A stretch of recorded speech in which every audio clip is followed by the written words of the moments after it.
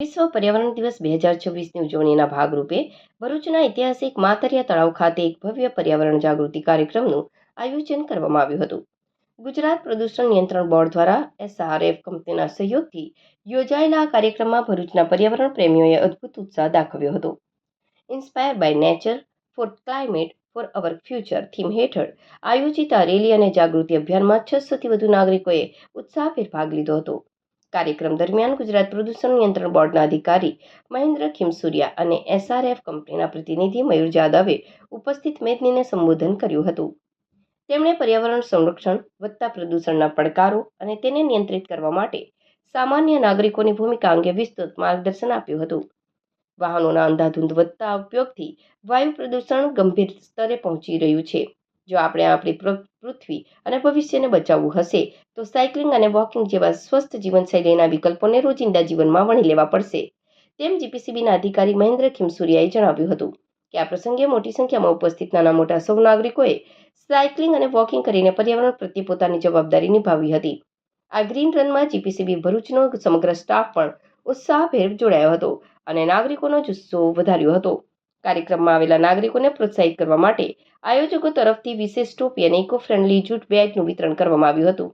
આ તકે લોકોને સિંગલ યુઝ પ્લાસ્ટિકનો ઉપયોગ સંપૂર્ણપણે ટાળવા અને પ્રકૃતિને સંપૂર્ણ અનુકૂળ જીવનશૈલી અપનાવવા માટે ખાસ અપીલ કરવામાં આવી હતી. સમગ્ર રીતે જોતા વિશ્વ પર્યાવરણ દિવસની આ ઉજવણી માત્ર એક કાર્યક્રમ ન બની રહેતા ભરૂચમાં પર્યાવરણ સંરક્ષણ, સ્વાસ્થ્ય જાગૃતિ અને પ્રદૂષણ નિયંત્રણ માટે એક મોટું જન આંદોલન ઊભું કરવામાં સફળ રહી હતી.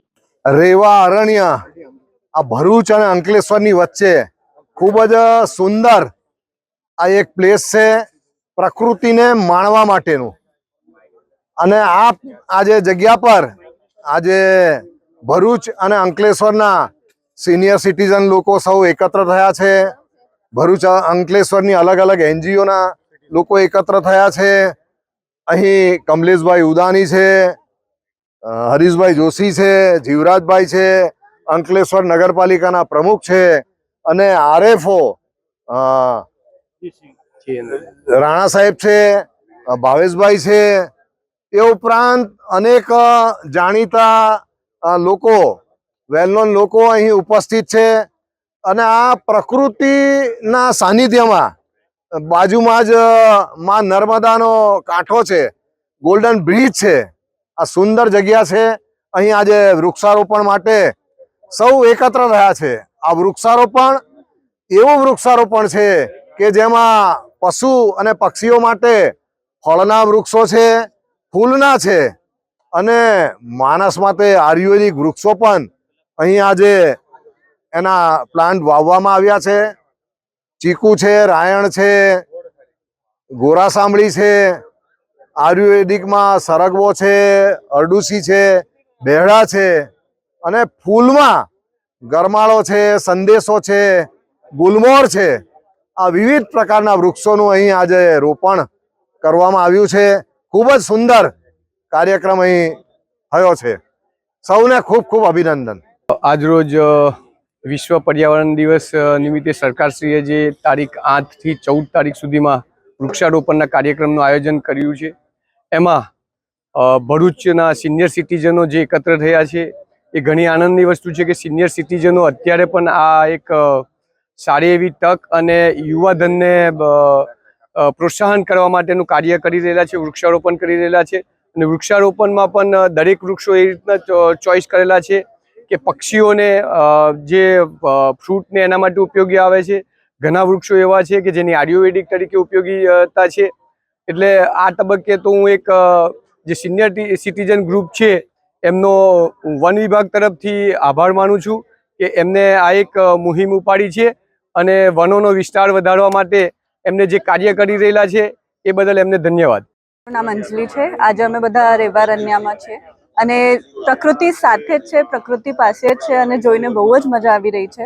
આમાં મારું એક જ છે, જ્યારે પણ આપણે પ્રકૃતિ સાથે જોડાયા છે, કનેક્ટ થઈએ છે, ત્યારે પ્રકૃતિને કઈ રીતે પાછો આપીએ. આપવાનું નહીં તો પ્રકૃતિને કઈ રીતે આપણે બચાવીને રાખીએ, આના ઉપર હું એક બે વસ્તુ કહીશ. એવી જગ્યા જ્યારે પણ આવો, કોઈ પણ જગ્યા, પોતાની બોટલ હોય તો સારું, ત્યાંના પ્લાસ્ટિક આપણે ગ્લાસીસ યુઝ નહીં કરવા પડે. ત્યાં ચાય નાસ્તાની ક્યારેક વ્યવસ્થા હોય તો તમારું પોતાનું કપ હોય કે સ્ટીલનું કંઈ નાનકડું રકાબી જેવું તમે બેગમાં મૂકી લો તો આ તમે પ્લાસ્ટિકનું ડિસ્પોઝલ નહીં લેવું પડે. આ નાની નાની વાતોથી આપણે એવી જગ્યાઓને સુરક્ષિત રાખી શકીએ. ધન્યવાદ. જે પક્ષીઓ વિશે આપને જાણવા મળ્યું એના વિશે કંઈક અને આ જગ્યા એવી છે જ્યાં આટલા બધા પક્ષીઓ મેં ફર્સ્ટ ટાઈમ જોયા અને નામ પણ મેં ફર્સ્ટ ટાઈમ સાંભળ્યા. આના પહેલાં મને કંઈ ખબર જ નહીં હતી કે એવા પણ પક્ષીઓ હોય છે. અને જે રીતે અહીંયા એક્સપ્લેન કરવામાં આવે છે, એક બર્ડ હોય, આની સાયકલ, લાઈફ સાયકલ શું હોય અને આ ક્યાંથી આવી હોય, બધું જ આટલું બ્યુટિફુલ છે. તમે એકવાર અહીંયા આવીને જો સમજો તો ખબર પડે કે પ્રકૃતિ કેટલી અદ્ભુત છે. રેવારણ્ય જ્યારે પ્રોજેક્ટ અમે લીધો ત્યારે એક અમારો આશય એવો પણ હતો કે અહીંયા એવા પ્રકારના ટ્રીઝ અને આવે કે જે મેક્ઝિમમ બર્ડને એટ્રેક્ટ કરે. અને 5-6 વર્ષ પછી જ્યારે ટ્રી ગ્રો થયા તો અમે બર્ડ સર્વે કરવાનું નક્કી કર્યું. તો બર્ડ એક્સપર્ટ્સને બોલાવી અને અમે બર્ડ સર્વે કર્યો. તો એક જ દિવસ સવારે મોર્નિંગ વોકમાં અમને 65થી વધારે જાતના બર્ડ સ્પીસીસ જોવા મળ્યા. બર્ડની વસ્તી તો અસંખ્ય છે, પણ એમ કે એમાં 65થી વધારે પ્રકારના હતા. અને એ પછી પણ અમે જ્યારે પણ વિઝિટ કરતા રહ્યા તો નવા બર્ડ્સ, એટલે અત્યારે રેવારણ્ય ખાતે 80થી વધુ જાતના બર્ડ સ્પીસીસ રહે છે. અને એમાં ગાઢ જંગલમાં રહેતા પક્ષીઓથી લઈ અને વગડામાં રહેતા પક્ષીઓ બધા જ જોવા મળે છે, જે આ પોસ્ટરમાં તમે જોઈ શકો છો. વિવિધ રંગના પેરાડાઇઝ ફ્લાયકેચર કે જે ગાઢ જંગલમાં જોવા મળે છે, ઇયોરા કે જે વધારે વનરાજીવાળો વિસ્તાર હોય, શ્વેત નયના છે, એવા વિસ્તારમાં જોવા મળે. જ્યાં વધારે ગ્રીન ટ્રીઝ હોય એવા જોવા મળે. એ પણ પક્ષીઓ અહીંયા આવવામાં છે. શહેરી વિસ્તાર હોવા છતાં પણ અહીંયા જોવા મળવા લાગ્યા છે. એ સિવાય પણ ઘણી બધી 20થી વધુ જાતના પતંગિયા અને કેટલાક વન્ય પ્રાણીઓ પણ અહીંયા જોવા મળેલા છે. એટલે એમ જોવા જઈએ તો અહીંનું એન્વાયરમેન્ટ એવું બન્યું છે કે જેથી સ્થાનિક પક્ષીઓ, માઇગ્રેટેડ બર્ડ્સ અને કેટલાક વન્ય પ્રાણીઓ પણ અહીંયા સર્વાઈવ થઈને પોતાના વસવાટ તરીકે પસંદ કરેલું છે.